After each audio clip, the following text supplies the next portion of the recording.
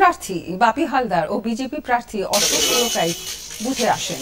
পুলিশের সঙ্গে বচসায় জড়ান বিজেপি প্রার্থী। পুনর্নির্বাচনে অনিয়মের অভিযোগ অস্বীকার করেছেন তৃণমূল বিধায়ক মন্টুরাম পাখিরা।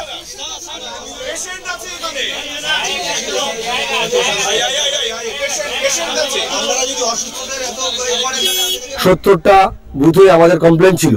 এছাড়া সিপিআইএম, আইএসএফ তাদেরও কমপ্লেন ছিল। দুর্ভাগ্যের বিষয়, ফর্ম দেখে, শুধুমাত্র পেপারস দেখে, হার্ড কপি দেখে সেগুলোকে নাকচ করা হয়েছে। আমরা সিসিটিভি ফুটেজ চেক করতে বলেছিলাম। 7টা বুথে এরকম একেবারে সরাসরি ছাপ্পা হয়েছে, সিসিটিভি ফুটেজ দেখানো হয়েছে।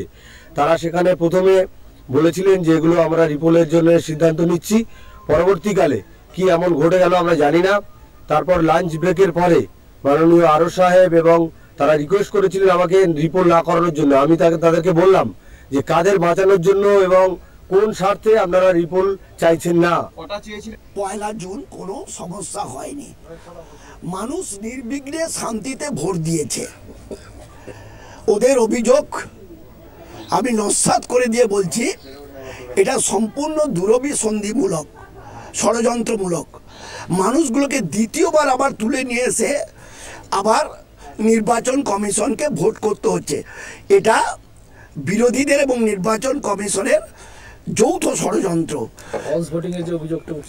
না, সে ব্যাপারে আমাদের কাছে কোনো খবর নেই।